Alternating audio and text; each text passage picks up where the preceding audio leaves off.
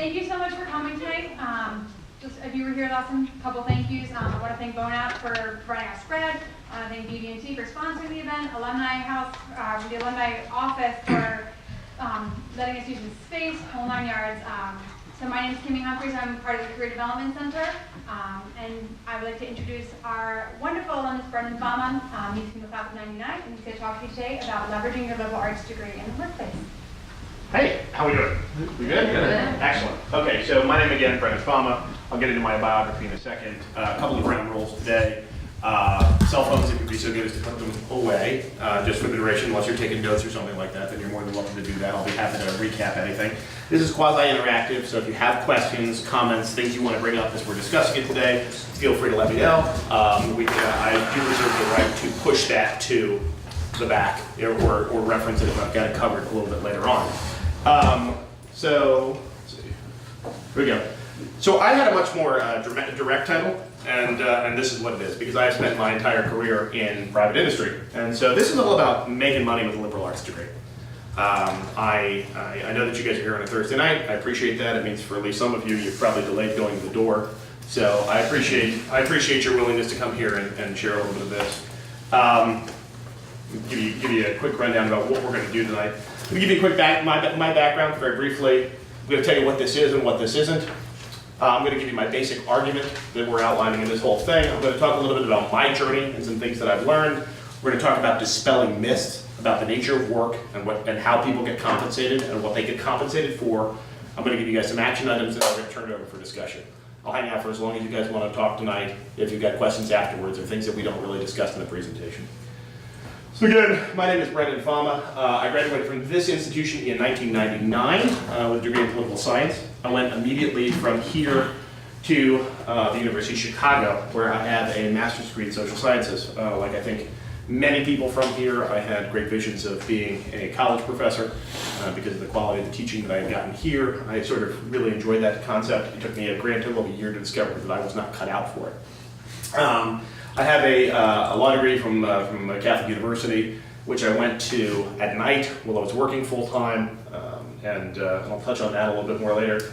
As you can tell, my master's thesis, interestingly enough, was on Aristotelian metaphysics as it related to the works of Thomas Hobbes, great applicability to construction. And I am now currently the Senior Director of Construction for Greystar. Quick plug for Greystar, we are the largest multifamily company in the US and probably by extension the world. We are manager of about 450,000 apartments, owner of another 90,000. We're the largest multifamily developer in the country by starts and third largest multifamily general contractor. As a general contractor, what my responsibility is to serve in the management of all of our new construction in the Mid-Atlantic. So that is the basic outline. Okay, so what this is and what this isn't.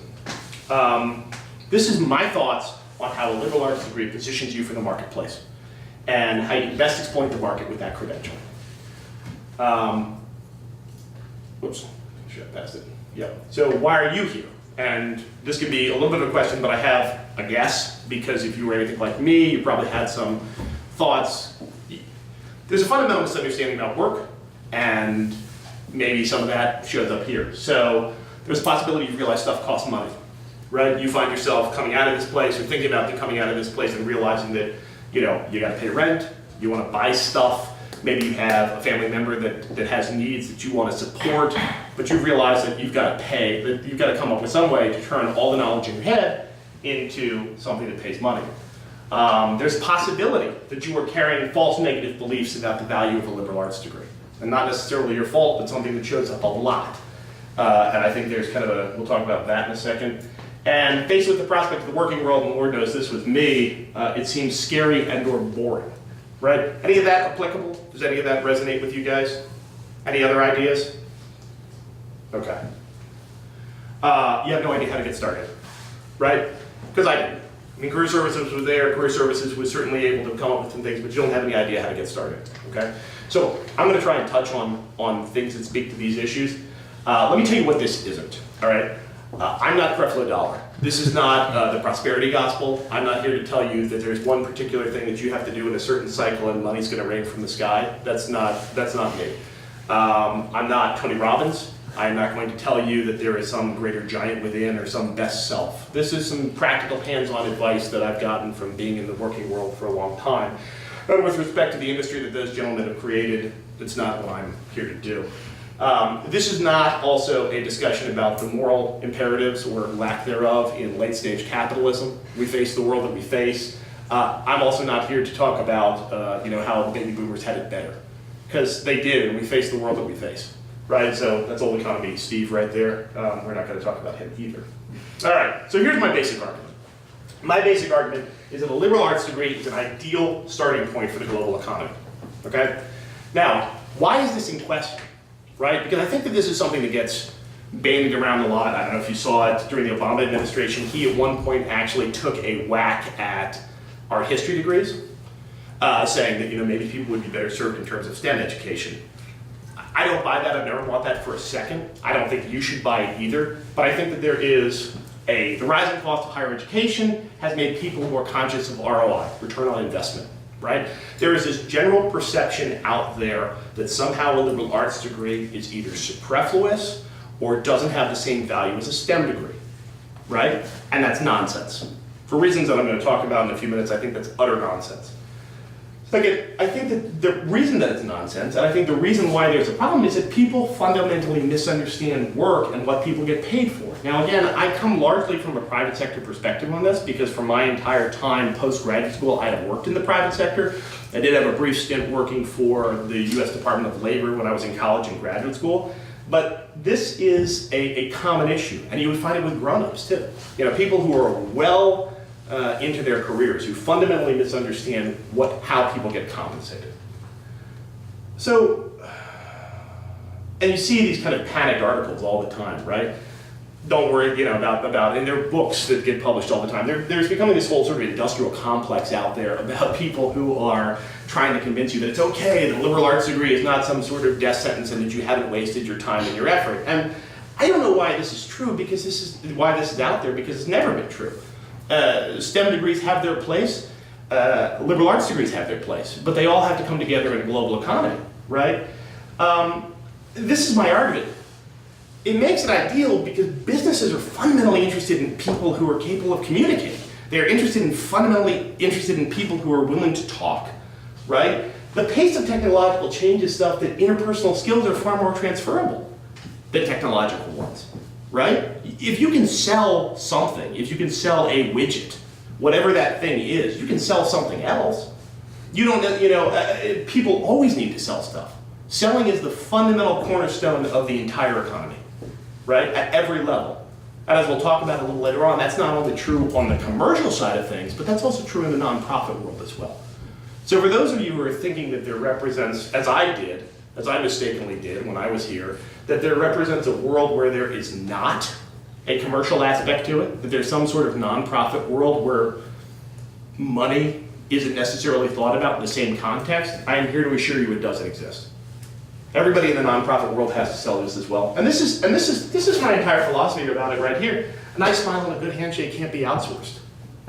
If you are somebody who has a personal skill and ability that is independent from process, right? That can't be shipped overseas. That can't be performed by a machine. There is a human element associated with it, which I believe the education that you've received here is integral to. Now, what's the catch? Okay, if money is your primary goal, you got to get through those misunderstandings that exist about the nature of work. Okay, if you are financially motivated, that is something that you have to work through. That's what I'm hoping we're going to start the conversation, plant a seed tonight. And you need to start thinking differently about what people actually get paid for, the value of your skills in a market environment, and the time frame that it takes for things to happen. These were three things that I fundamentally misunderstood when I was in your seat. These are three things that I fundamentally misunderstood, and I want to talk about that. Okay. This is one of my absolute favorite quotes. I'll give you a second to read it.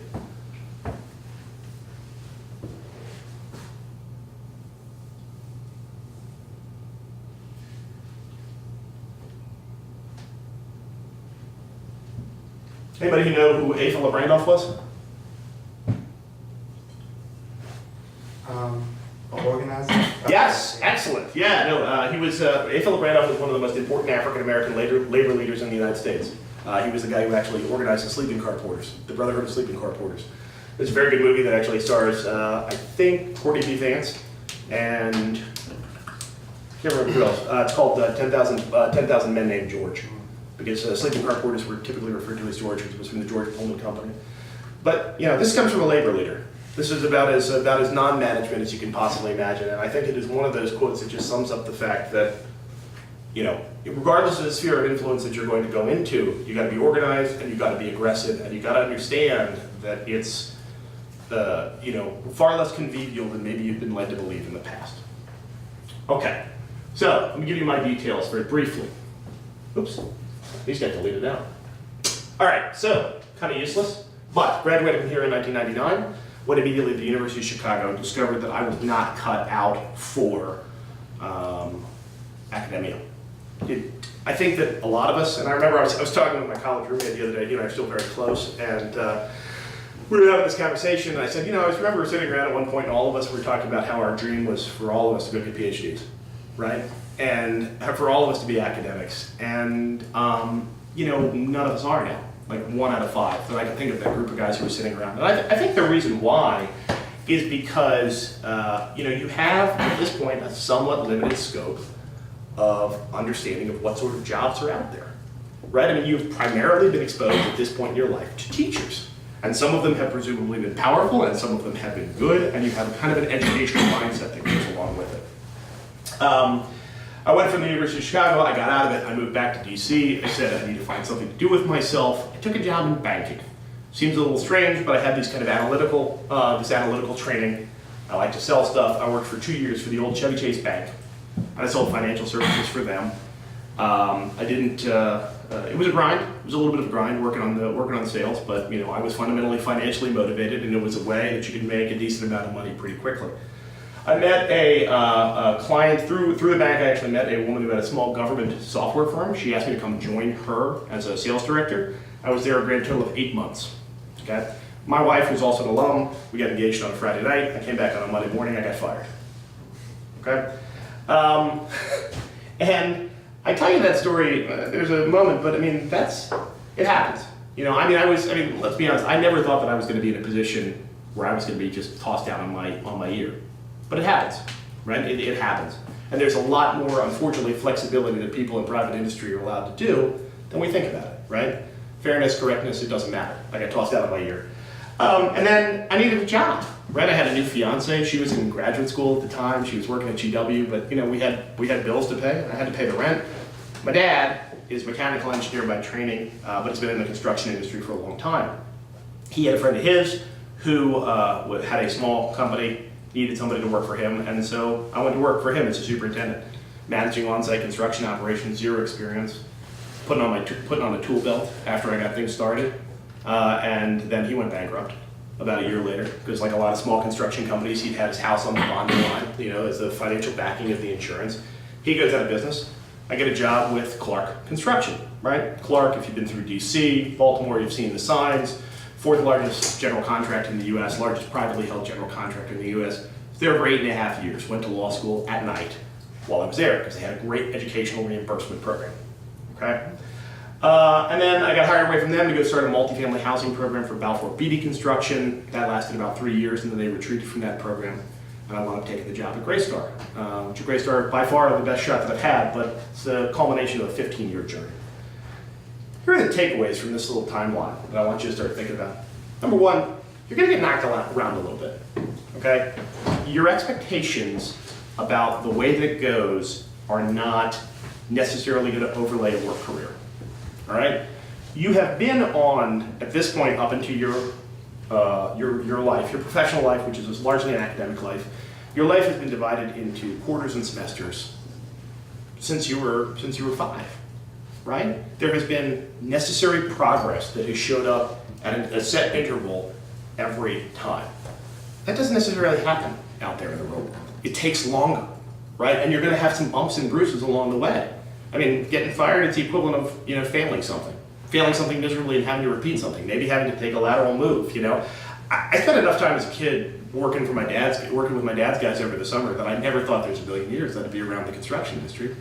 Here I am, right? And enjoying it, very much enjoying it, very much enjoying what I do. Things don't happen in those 16-week increments in the real world, right? Outside of here, they take longer. So the expectations about how fast you're able to manufacture things for yourself, even if you're very, very motivated to do so, that runs up against corporate realities, it runs up against the egos of other people who are in positions. It is far less regimented than the world that you've been used to. You gotta have a flexible mindset, right? Master's degree, political science, University of Chicago. All of a sudden, I'm sitting there pulling drywall joints, okay? You just gotta be flexible. You gotta be flexible. I tell people this story all the time. This will probably seem bananas. I didn't have my first email address until I came to college, right? And does anybody here not have a cell phone? Yeah, okay. We were the only people that I knew among my circle of friends as a kid who had a car phone, which was physically mounted on in my dad's car because he had a small business, right? There will be technologies that are native to your careers that haven't even been invented yet. And you gotta be flexible about that. You gotta be willing to mold your mind around those new things and embrace those things. Because the people who don't, you know what you call things that don't evolve? Dinosaurs, okay? They go in the tank of the gas. They go in the tank of the car. Okay, here's another thing. Companies pay primarily on actual, not potential value. So having a set of expectations is key, all right? College is a baseline credential for entry into the professional world, all right? But the actual value of your skills initially is predicated on what they hope to be able to mold you into. If your expectation is that there is a lot, and this has to do with kind of, for lack of a better term, what I'll call silos of expertise, right? Being smart individuals, as all of you are, for being here, doesn't necessarily translate to the specific expertise that you need in any particular profession. You have to become expert in those things which you do. Being generally smart is table stakes, okay? This is another thing that I want you to remember. You're gonna move around a bunch. First couple of years, you're gonna go out to go up. You're gonna start at a place, they're gonna pay you $27,000 to $32,000 a year, probably on average from a starting salary standpoint, but you'll be able to get health benefits, you'll be able to start, maybe putting a few bucks in a retirement account. And you're gonna say, okay, well, I picked up the necessary skills and ability, maybe I don't like it, right? I mean, I changed industries, right? I changed industries 3 times between 2001, or 2000 when I left Chicago, and 2004 when I started at Clark. I changed industries 3 times, okay? The professional world knows that the basic credentials that you guys have, right? Intelligence, as dictated by graduating from college, the competency of somebody running, having a job, somebody else having trusted you to come and show up 40 hours a week. That's something that people will take a chance on, right? They'll be able to say, okay, if you've had your first job, we figure you could probably not screw this one up too much. And I know that sounds like a harsh way to describe it, but frankly, guys, this is the way that human resources professionals talk about this sort of stuff all the time. When people are hiring managers are there, they're sitting and thinking about these things all the time, and they're talking about them in somewhat brusque terms. Okay, I think, my belief, tremendous number of myths that are associated with about work. This is a little interactive, this is fun, we can talk about this. When I was graduating from here, I thought this was the way that it worked, right?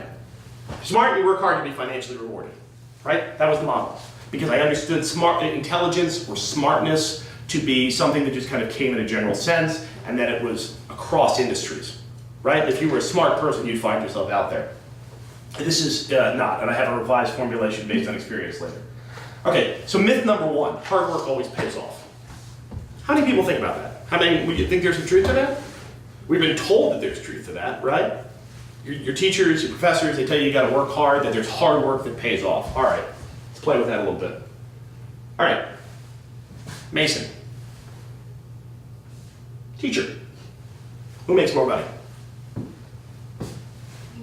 Mason. You think the Mason makes more money? Turns out no, right? Teacher makes more money on average. But that's 34% more, right? Does the teacher work 34% harder than a mason does? You're out in the sun slinging bricks. Teacher work 4% more? I don't know, right? What's the definition of hard? It's not a linear definition, right? That's the thing, there's not a linear definition, it's a definition between industries. This individual, the masons, I mean, I work with these guys all the time, it's a repeatable activity that requires relatively limited training that you can't obtain on the job, right? Like you're on the job laying brick, you're gonna know how to lay brick pretty much the same way for the rest of your career. Teacher has something different associated with it, okay? No judgment associated with that, just a statement of fact about the way that the markets operate.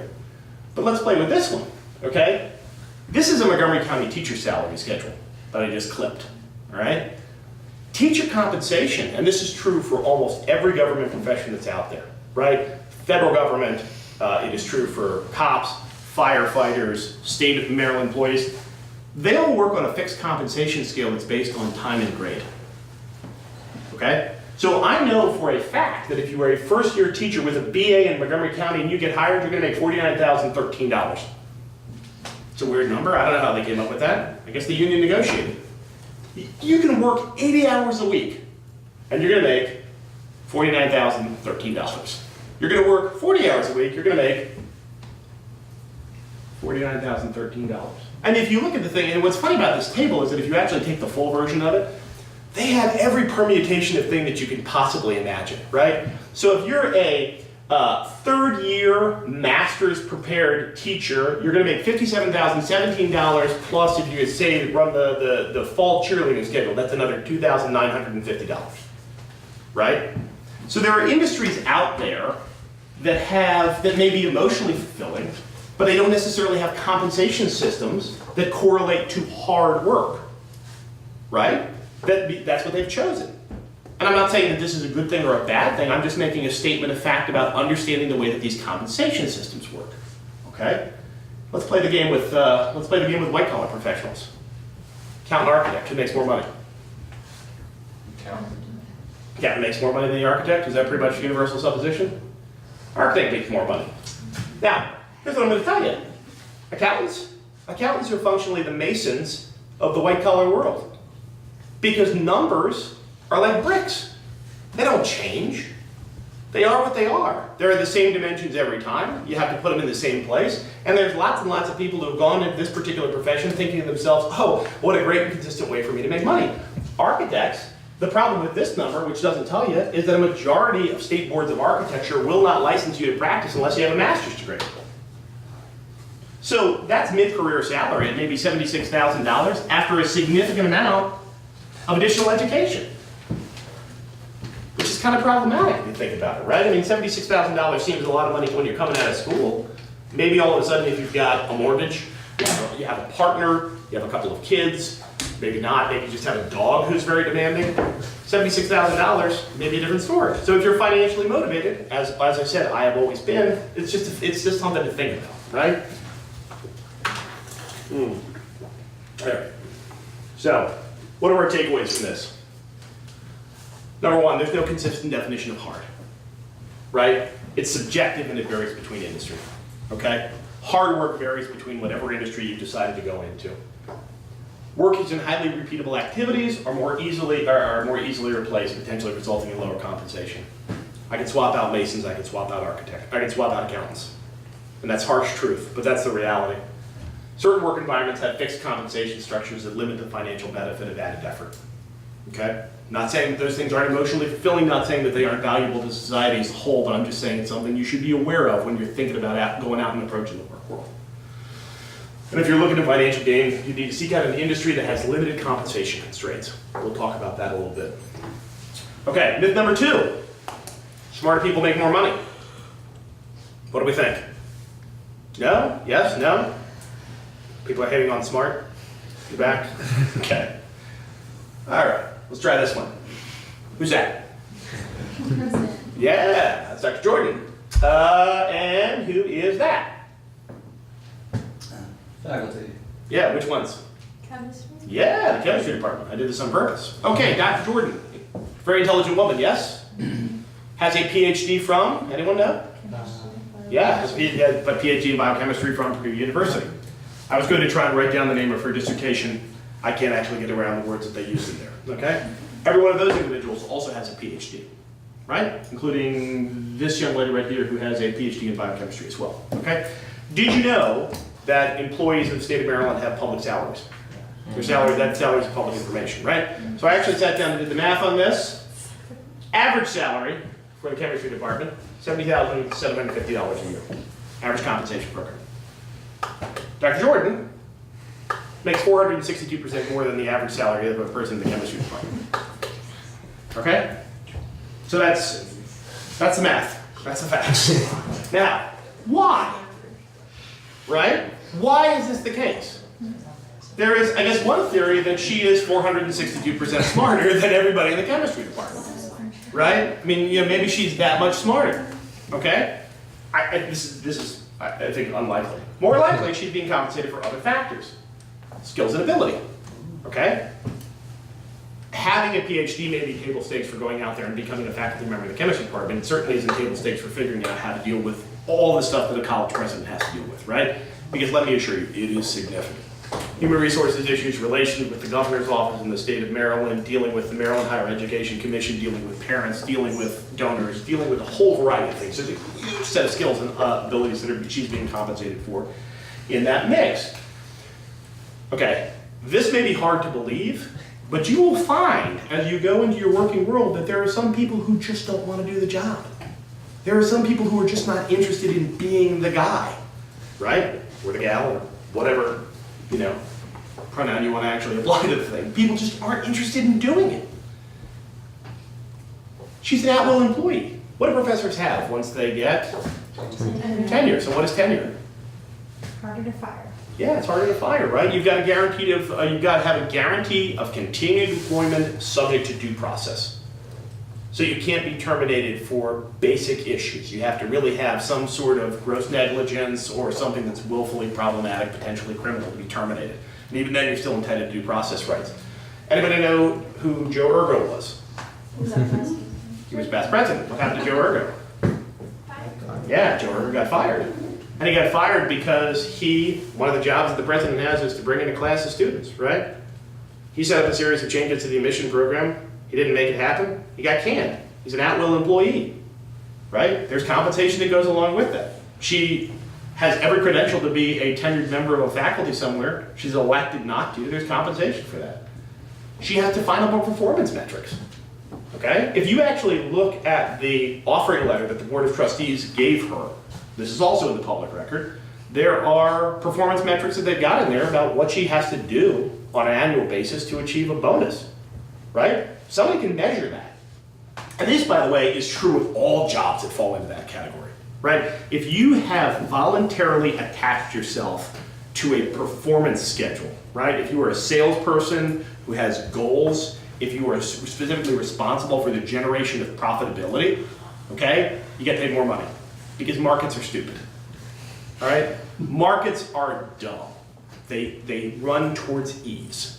There is a tendency that markets have to be able to easily allocate profits from an institution towards people who have ready metrics that can demonstrate their value. Is it fair? Is it moral? It is what it is. It's the way that these things work, okay? Risk. She's being compensated for a lot of risk. I mean, if all of a sudden the dorm has mold issues, and you're dragging a cruise ship down to the dock to have people live, which happened, it's not, the person who's 3 tiers down whose name's in the paper, right? There's risk inherent in that position, and all those things in some rough, imperfect formulation are part of the explanation of her compensation, okay? Myth number 3, and this is one of my favorites, all right? Sales is a sleazy business. How many people think sales is sleazy? Yeah, right? You're not alone. So I did just for the heck of it, I did a Google image search, right, of salesmen. This is what comes up. And if you look at the words, they look for related terms up at the top of the search. Bad, cartoon, meme, cheesy, old, slick, pushy, greasy, sneaky, creepy, slimy. There's this perception. Certainly I had it. That there's something inherently flawed in this, right? Like that people are just going to somehow come walk in the door and take the product, right? Whatever that product is, right? And that's ridiculous. There's a game we can play. Everybody who walked here tonight, name me a single product that you walked on or past or by that somebody didn't sell. Can't do it. What? The pond. I would guarantee you that at some point along the line somebody's dredged part of that, right? Obviously you have natural elements that are probably not. No, but somebody sold the land, right? Yes. After we stole it from the natives, somebody somewhere along the line sold it, right? The building, the table, the chairs, the floor, the pavement outside of the road, everybody sold it. Somebody sold it somewhere along the line. Somebody sold it a lot of times, okay? If you think about this alternate definition of sales, right?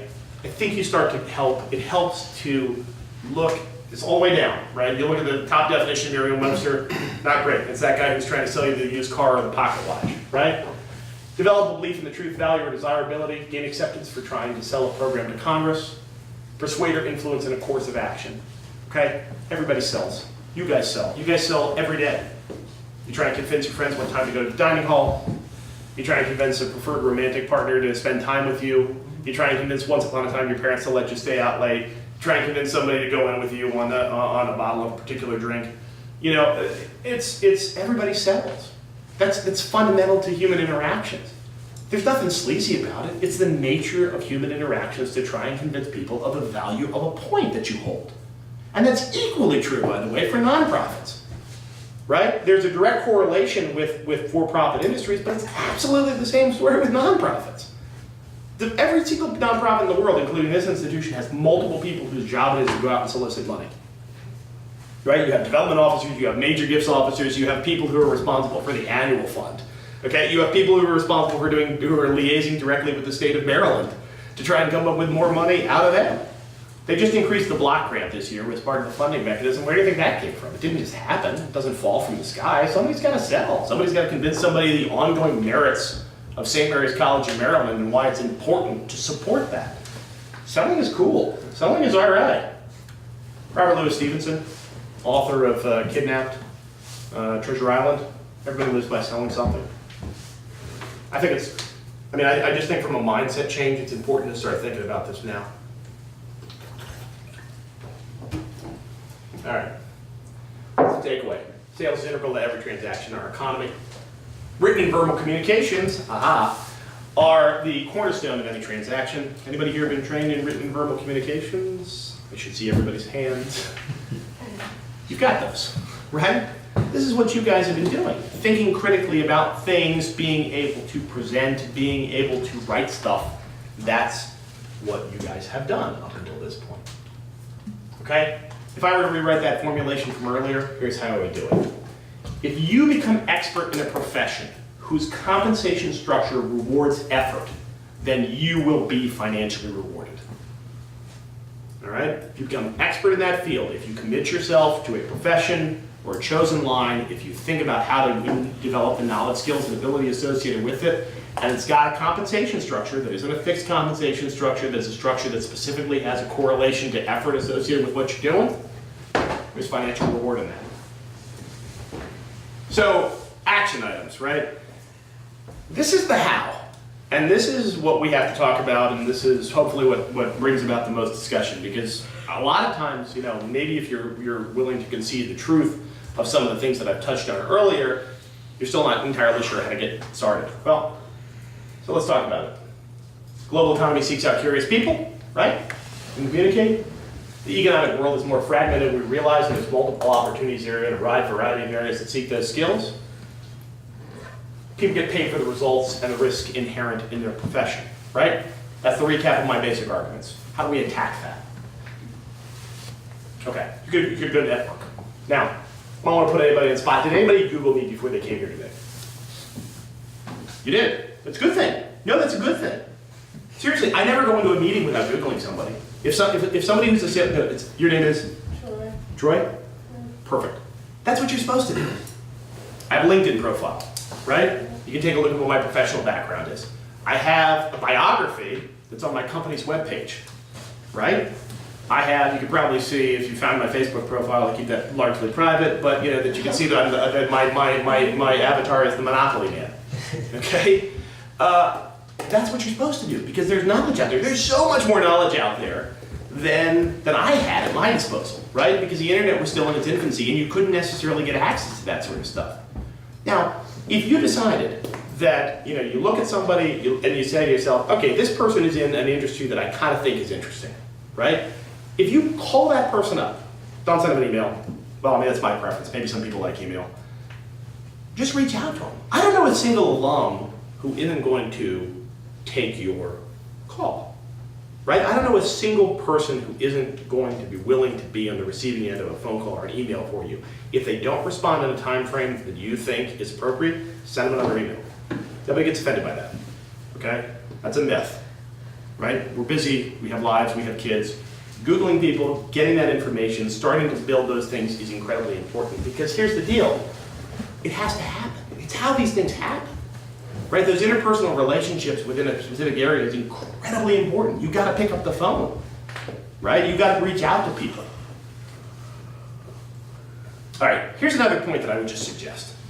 You don't have to, I mean, obviously I'm not suggesting that you have to put up with anything that's like, authentically problematic, but the first year that you're out of school, the first job that you get, it's gonna feel weird, right? It is gonna feel weird because it is a transition. You are not doing the same thing that you have done. You are getting up earlier, you are possibly staying later, you're having to interact with colleagues who aren't necessarily of like mind. I mean, let's be honest, everybody who is in this room volunteered to be here, right? To the best of my knowledge, nobody's parents dropped them off down on 235 with a gun to their head, okay? This is a voluntary community, and that isn't necessarily the case with the workplace. It's going to feel a little bit strange. That's okay, because you work through it, right? You got to accept that your market value lies in your potential, all right? The executive job for $125,000 a year is not available to you. It isn't.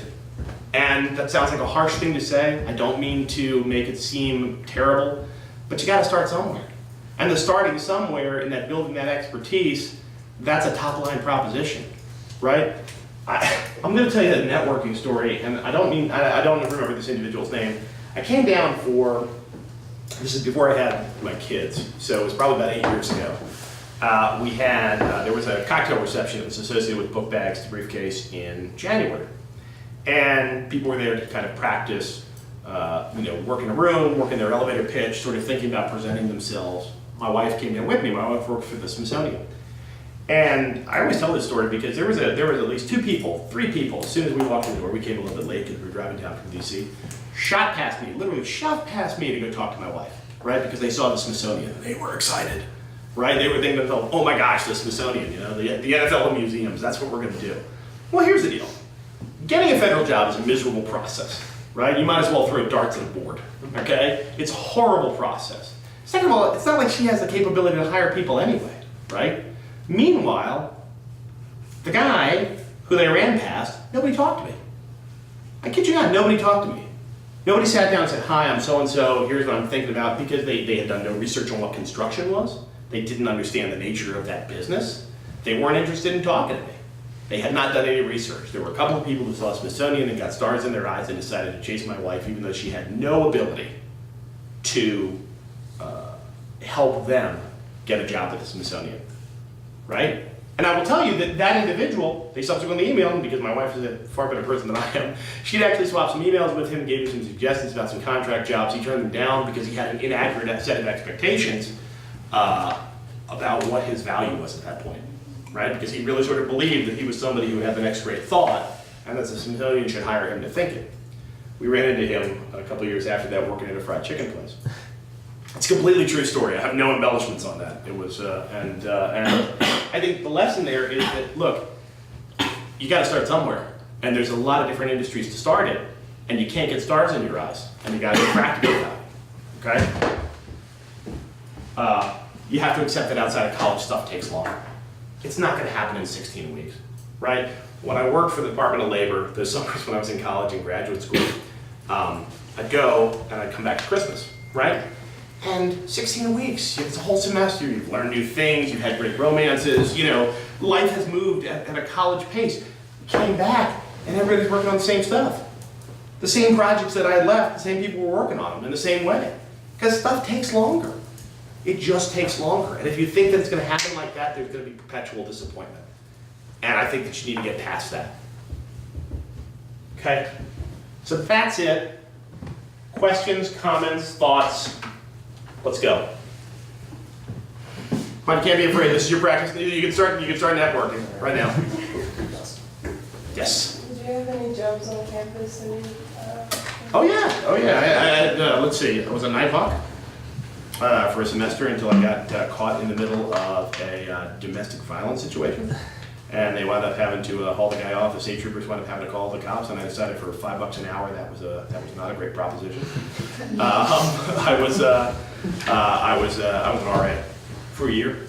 Didn't love that, and then because I wasn't particularly good at it. If I'm honest about it, I had a pretty rough haul, and Joanne, she seems far cooler as a grown up than she did when I was here. I was talking to her at an event like this a couple years ago, and I said, I don't think I was a particularly good RA, and she said, well, you had a job for as long as you wanted one, and not everyone can say that. So I felt better. So those were the jobs that I had. And I worked every summer. I got my first, so I have a summer birthday.